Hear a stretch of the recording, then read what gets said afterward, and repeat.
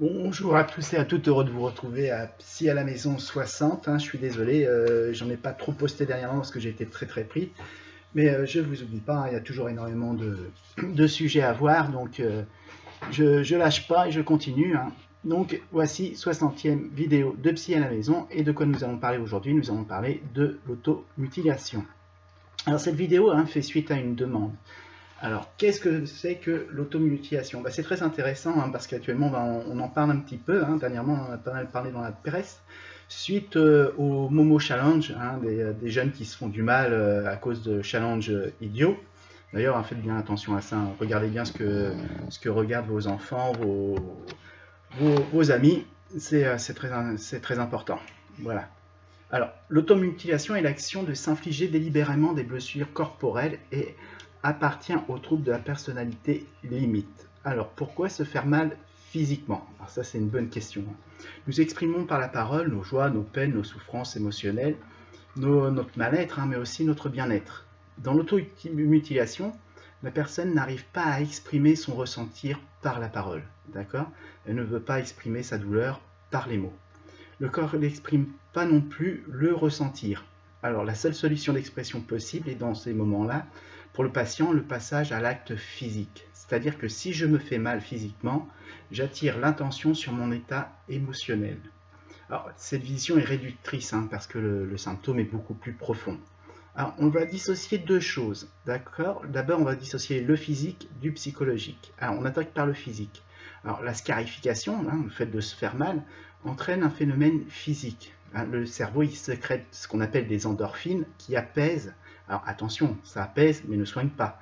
La souffrance intérieure. La recherche de l'apaisement par le patient pousse le passage à l'acte répétitif pour retrouver pour que les endorphines viennent de nouveau et puis qu'on ait un sentiment de bien-être. On répète l'acte indéfiniment.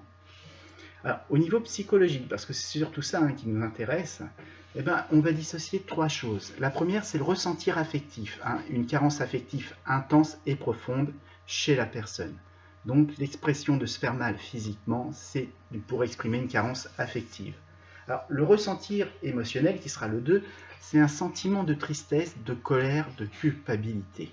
La personne a un sentiment très fort de mélancolie, de colère vis-à-vis d'elle-même, vis-à-vis des autres, et se culpabilise de ce qu'elle fait. Alors, et la 7, c'est la conduite suicidaire, risque de passage pouvant entraîner la mort. Alors évidemment, dans ces cas-là, c'est non intentionnel. La personne ne veut pas mourir, mais à force de se faire des scarifications, on peut finir par en mourir. Alors attention, ce n'est pas une tentative de suicide, voir Psy à la maison 43 sur le suicide, conduite suicidaire et la tentative de suicide pour comprendre ce que c'est que le suicide. Alors, mais d'où vient le comportement de la personne limite automutilante? Alors, cette expression exprime un mal-être d'amour de soi-même quand l'amour devient de la haine pour soi-même. D'accord? On sait très bien qu'après l'amour vient la haine. D'accord? Et un manque certain d'amour peut amener à la haine, et la haine de soi-même. Alors c'est un appel au secours, une forme d'expression d'un manque affectif chronique. C'est l'expression du manque affectif d'un proche, je me punis de ton manque d'amour, de reconnaissance, d'attention, parce que je ne peux pas l'exprimer verbalement, et je fais un passage à l'acte physique. L'expression d'un traumatisme de la petite enfance, de l'adolescence ou du jeune adulte. Donc vous voyez, c'est ancré. L'automutilation, c'est ancré. C'est une carence affective. Carence affective, c'est toujours dans le passé. L'expression d'une mauvaise image de soi intérieure, alors psychologique, pas physique. On ne parle pas de l'image de soi réelle, mais c'est comment on se perçoit et comment on est perçu par les autres. Alors, c'est aussi une incapacité d'exprimer dans le ici et maintenant des émotions fortes. On est incapable de dire son ressentir, tout de suite, maintenant. Alors, peut-on guérir? Alors, la guérison, comme nous pouvons l'entendre en termes médicaux, ne prévaut pas en psychologie ou en psychanalyse, mais avec un suivi médical et psychologique, le patient peut être soigné et aller mieux, c'est-à-dire ne plus faire d'automutilation, ne plus se faire mal.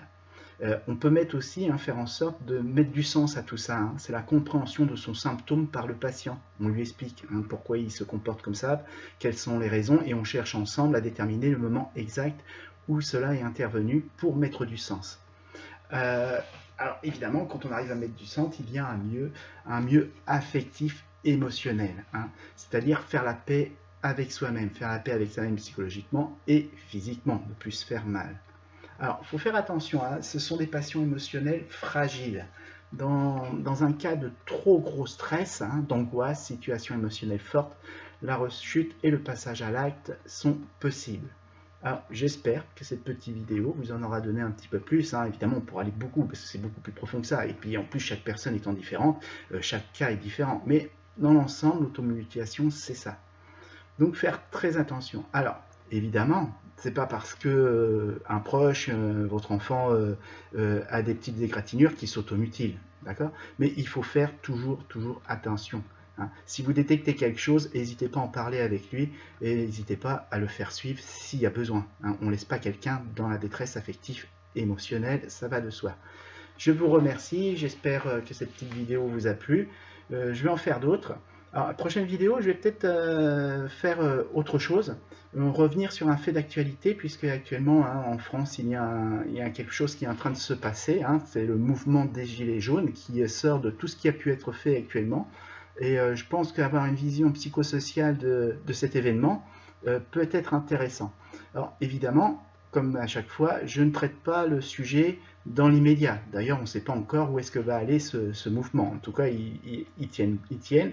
Et donc, c'est intéressant parce que c'est nouveau, un nouveau comportement, une nouvelle vision de la société. C'est toujours intéressant.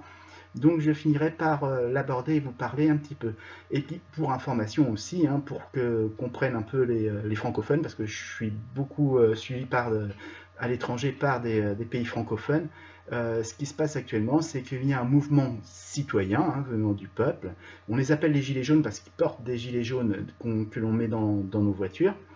Et c'est pour revendiquer un malaise social profond. Et c'est nouveau parce que il n'y a pas d'organisateur, il n'y a pas de personne particulière qui représente le mouvement. C'est un mouvement citoyen qui est né des réseaux sociaux. Là aussi, c'est nouveau. Il n'y a pas de politique, il n'y a pas de syndicat.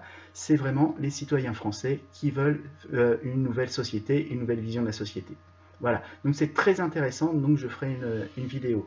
Je vous remercie, j'espère que cette petite vidéo vous a plu. Je vous remercie encore, on a passé le cap des 500 abonnements, ce qui est très bien et ce qui m'encourage aussi. Donc bientôt d'autres vidéos, hein, j'en ai plein, mais c'est le temps qui me manque pour les faire.